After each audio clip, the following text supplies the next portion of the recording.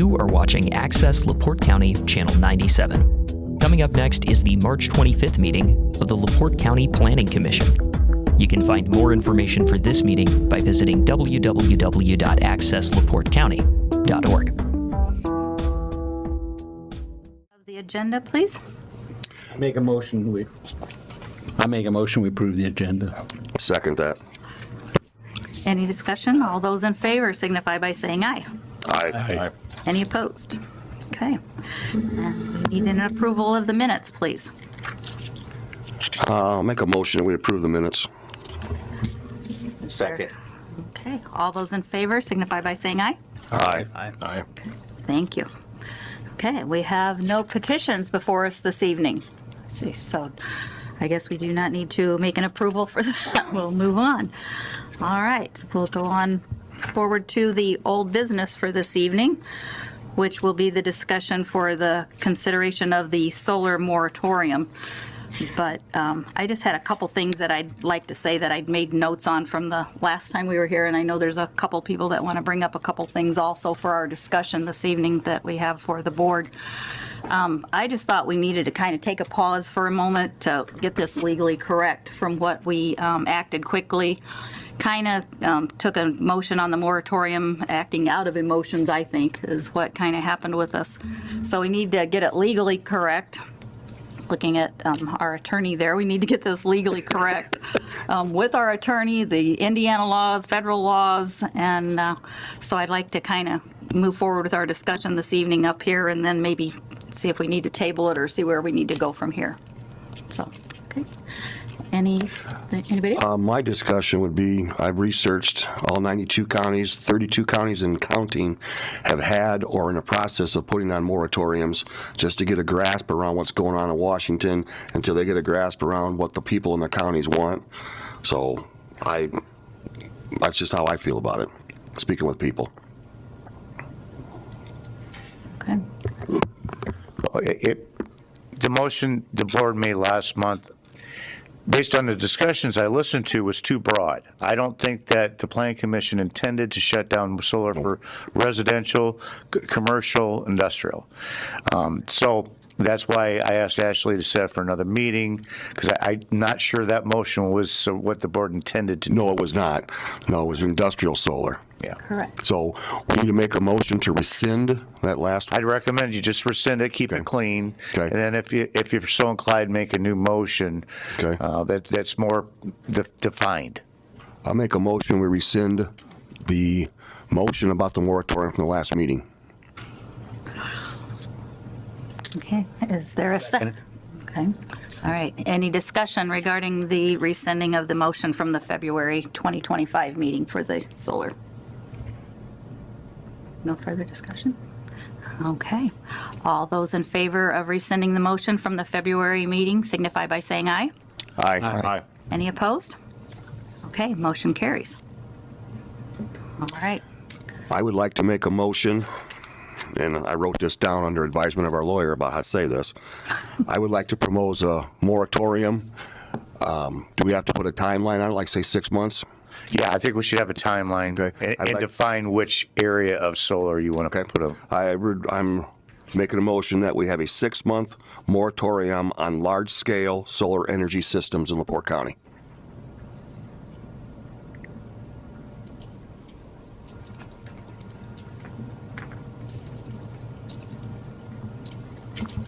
Second it. Okay, any discussion regarding the 6-month? Well, question I have, in 6 months, we can address this again, correct? Yeah, it can be extended. Extended, or if something happens before the 6 months, we can call it off then? Sure. Okay. Well, yeah, subject to the county commissioner's approval. Yep, we have to approve it next month. That's all the discussion I have. So if the federal or the state or someone else steps in within that 6-month period, does it do anything to ours? I mean, it overrides ours at that particular time, or how does that? Depends on what they do. I know that's kind of a pretty vague.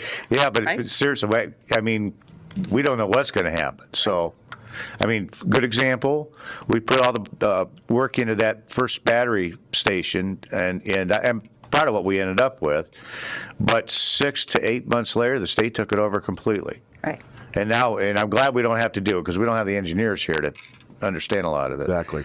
So, I mean, something like that is also possible. House Bill 1328 was going to try and do that to us, and it never made out of committee. They were going to strip all local authority and control over all these energy projects, and it died in committee. So we got at least reprieve for at least 1 year.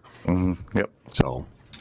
So would the discussion be that maybe we need to do like up to 6 months, or does that wording not really make that much of a difference in our motion? I don't think it makes a difference. I mean, we should be done with our amendment. I've already got the draft amendments to the committee, okay? And we don't have a ton. I mean, some of them are substantive, but there's not a lot of language changes. So what I foresee is we set, if the board's so inclined to move forward on the moratorium, then we set this for a public hearing for next month on the moratorium, okay? And then we take a final vote on the moratorium. And then after that, we can have, the following month, we can have a public meeting on the changes to the solar code. Now, the public hearing, do we have to have that before it goes to the commissioners? Yeah, if the order is this, if you choose to proceed, you're voting to proceed tonight. You're not voting a moratorium yet. And then the process will be, we'll have a public hearing next month, further discussion and a final vote, then it'll go to the commissioners. Okay. And while this is being addressed, no one can sneak in under the table like RWE did then. Well, I wouldn't say they snuck in. We had at least 7 public hearings, Yeah. okay? I don't think there's a whole lot of sneaking there. But either way, yeah, well, once the moratorium's in place, yes, nobody can come in until expiration of the moratorium. Or what I'm kind of predicting is that the Planning Commission is going to take some type of vote on the changes. If the changes go through, they'll ultimately go to the commissioners. But when it goes to the commissioners, then they'll have to take the moratorium off the table. Okay, they can rescind it without it coming back here, I think. Okay. Okay. But in the meantime, like Steve just said, so from now until we have that public hearing, if someone does come in, can they go ahead and apply, make that application? They can. Now, Okay. a public hearing does not have to wait till next month's meeting. You could always set a special meeting if you're so inclined. And that's by the time, correct, Ashley? For posting? If somebody wanted to get in, they would have to file with me by Monday at noon.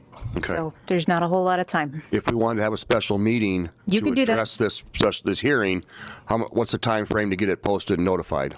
Well, that's up to Doug. How long does public hearing require for Well, it's notification? 10 That's days. 10 days? Yeah, 10 that's days. 10 days. But if they cannot file after Monday, I'm not sure you need to do a special meeting also. Because they're not going to be on the agenda, and you'll have a vote before the following BZA drop dead date. Okay.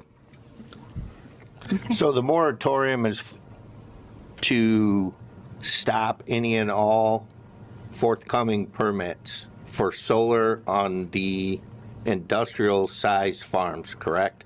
That's right. Well, yeah, temporarily. In my opinion, a permanent moratorium is not going to be constitutional. I think most moratoriums are set in place because a lot of the counties didn't have any solar ordinances in place. We already had ours. We've tweaked it. We're going to tweak it again.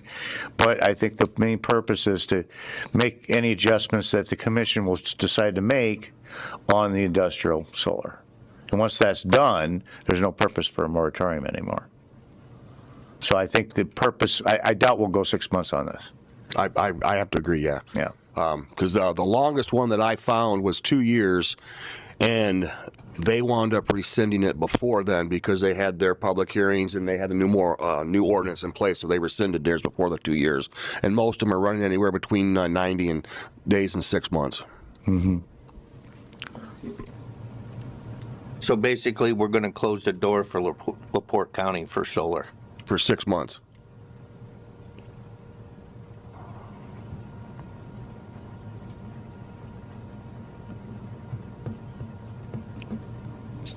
So I know. I would just add procedurally, if somebody were to file, it would be a petition, and like Ashley said, it would have to be filed by Monday at noon, and it would go to a hearing at the Board of Zoning Appeals, which they could approve or deny or impose conditions. Procedurally, that's how it would go. But for this evening, if we vote to proceed with the moratorium from today, like you said, up until Monday only though, but let's just forecast it a little bit further because I see the hesitation here. So if we go ahead and proceed this evening with the moratorium, Monday's the last day for the zoning.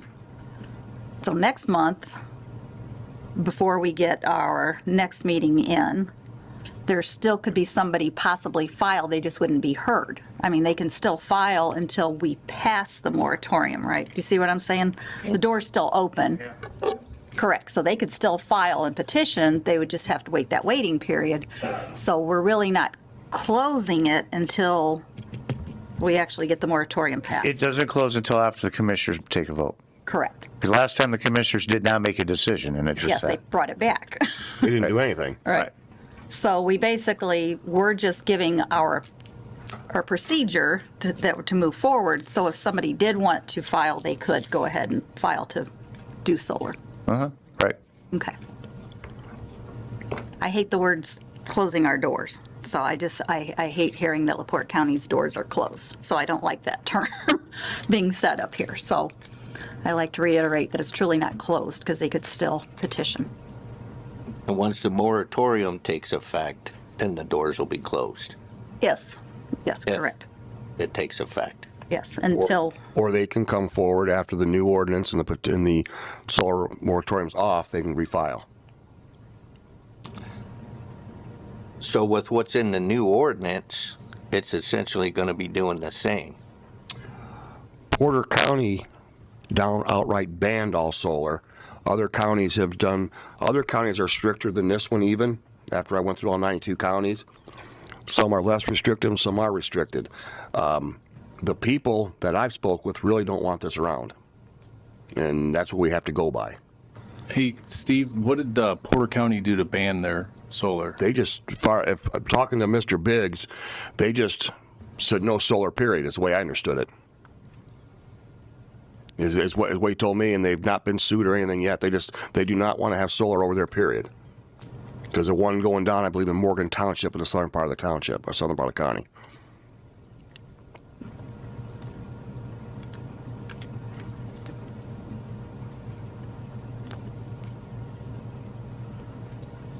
So there are people that want it, right? Correct. The people that are putting their land under solar want it. Whether the majority want it or don't want it, I would say is still open. At the end of the day, whenever something like this would get passed, we're taking the rights away from the people that may want it. But you're also not infringing on the rights of those that are living around it. As in Shelby County, I spoke with one of their commissioners. The way they revamped their ordinance was, if you feel you have the right to do this on your land, then why do they have zoning and BZAs there? Because then do whatever you want with your land. If that's the case, what if I wanted to put in a dead animal transfer station like New Carlisle and Plymouth used to have on my property? Then the neighbors wouldn't have a right to say no.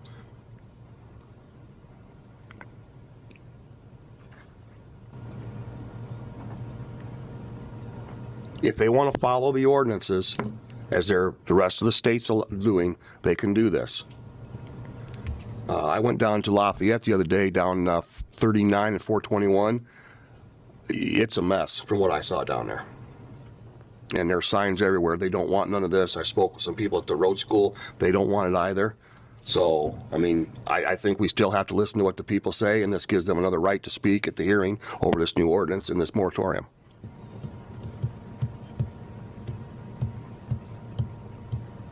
And it may become a moot point if DC rescinds all tax incentives and tax breaks for these projects like they've been slowly doing. And when during the House hearing down there for 1328, one of the solar investors was questioned, without the subsidies, will you do these projects? And he under oath says, without the project, solar subsidies, it's not profitable for them unless they highly raise the rates for electric. So to build a solar farm in comparison to like a coal burner is 30% cheaper or equivalent juice. But look at the amount of land you're wasting. So the question was the price to build it in comparison. It's 30% less. But they're also only about 35% efficient. And those were statements made by RWE's representatives. So this is what I know. I can't give you the statistics on a solar panel, but I know that the Schaefer plant in Wheatfield is going to stop the coal generating, and they've put in solar panels. So I know that those people know, they're the energy experts, and they have found a way. If they're the energy experts, why were they not addressing this issue 10 years ago when they knew it was happening? The Wheatfield plant is going natural gas. Yes, it is. Partially. Well, that's They're what also they're adding going to do peaker because they can't get It's enough just a juice. peaker plant. So,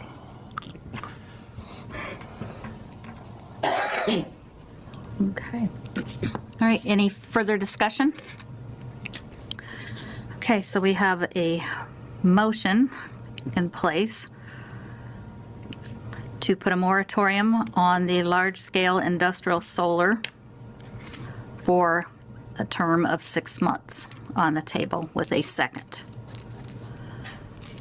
I think we probably need to do a roll call for the vote, please. Rita Beatty, Nay? Steve Hollifield, Yay. Harold Parker, Yay. Jimmy Pressel, Nay. John Carr, nay. John Watson, Nay. Jimmy Mills, Yay. John Matchawan. Nay. The nays have it. Okay. Okay, so No, he's not here. I guess at this point, I need to direct it back to you, Doug, that we've removed last month, so that we opened it back up for solar. So at this point, we're at a mute point where we are not going to proceed with the moratorium. So at this point, do we go ahead and move on to new business, or is there any other further discussion I that, think that's it. okay. All right. 5-3. Okay. All right. Thank you all for your vote. Any new business for this evening? We're going to call, Mitch, okay. Yeah, just one thing, Commission. As I mentioned in previous meetings, the comprehensive plan effort is commencing. I have my first meeting with the consultant doing the work tomorrow at 8 a.m. And I know one thing, they're kind of in a data collection right now phase of the process. But one thing is they wanted to have a steering committee formed like our previous endeavor into the comp plan world in 2009. We had a steering committee. It was probably 6 or 8 individuals. And then we also had an advisory committee. The advisory committee was 16 to 20 individuals. That was, people from the utility world, home builders, realtors, etc. But the steering committee, primarily, that's going to be probably 4 or 5 meetings with the steering committee because this process will last 16, 18 months. And they're going to be the more the in-between kind of guidance. And we're looking for probably 3 or 4 plan commission members. I spoke to Steve about it. I would serve on it, and Mike has agreed as well. But we're probably going to need 3 or 4 volunteers from the plan commission. So I'll leave it up to you. I'll volunteer. And I got Steve, yeah. I'll volunteer. And John mentioned, anybody, 2 more would be great, 4, because at least that gives us, if one can't make it, we could have 5 or 6. I'll be an all total. Yeah, I'd be alternate. All right. How many you got so far? You want to be on there? We get some Yeah, Rita was on there too. I remember, Rita, you interested? Bring that up. Yeah. We can put you on this. We can put you on the advisory committee. There's more. I think no, that's better. That's a better committee. There's like 20, and you could hide now. But I will fill in wherever you prefer all to right. be. Okay. So I think I saw him here in Harold, John, Steve, John. and I'm missing. Jim, John, yeah, both Johns. Okay, both Johns. Okay. Yeah. We meeting at 8 o'clock in the morning? then? No. Oh, no. They're just meeting with me. No, that's But you probably the first one's probably gonna be a month or two away. We got to have them actually do some work first. But they need a lot of information. They're getting GIS data. They're getting housing data. They're looking at our old comprehensive plan. They're looking at our housing study. So right now they're kind of digesting everything around here, not only here but also NERPC and their plans, because that's a 3-county area. So they're going to meet with me for the first meeting with me tomorrow morning, 8 o'clock. Now the steering committee, they got to have them do a little work. So probably be a month or two before you guys meet. But I want to give them a list tomorrow morning. That's all. If you got room, I'll get on there. Yeah, I got you. Yeah. Let's say we, May or June? I would say beginning of June, I guess, would be my guess right now. Harold. where do you think a proper venue is to have the meeting? Oh, here would be fine. Okay. Yeah. I appreciate it. What's this called again? This is the Comprehensive Plan Steering Committee. This is something that's done every, 15 years or so? APA, American Planning Association, recommends you review your comprehensive plan every 10. To make some, maybe not host this smaller changes, but the whole, document rewrite, 15 years, by 15 years it should happen. And we adopted ours in 10, so we're right at 15. And that So we're leads, due.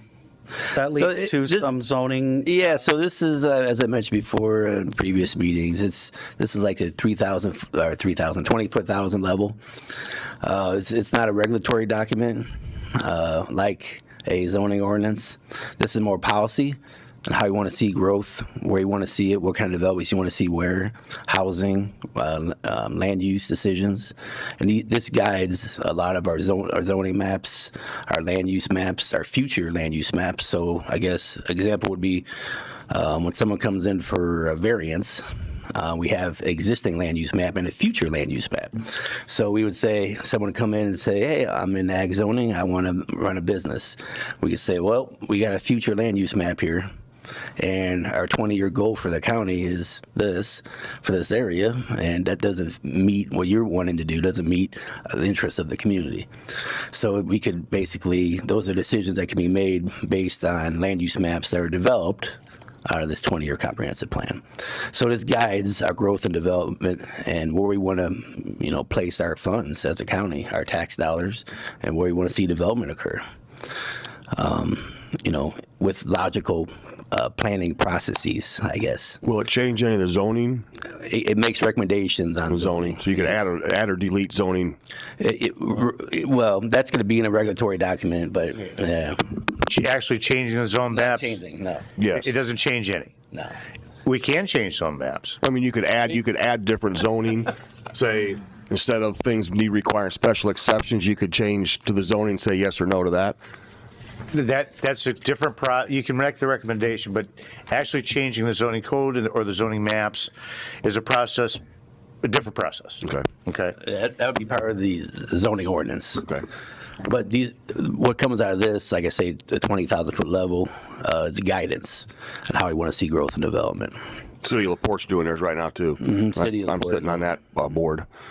Yeah, we're about, 6 months behind them. But as you know, I told you before, we used to have a joint comprehensive plan Together. with Yeah, the two everybody's was cities. together. Yeah, and we all shared the cost and a grant fund. I think it was a beautiful thing, I don't want to sound like Trump, but it was beautiful.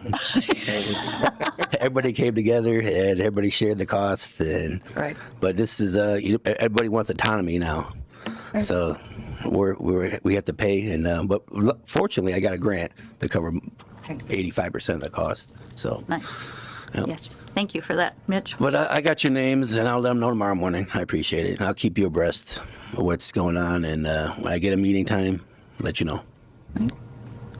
Thanks, you. Mitch. Yep. For anyone interested on the board or home gamers or, audience members, Berrien County recently updated and passed theirs. And it's online for anybody to peruse through and take a look at what they did in their community. And we'll be following a similar process.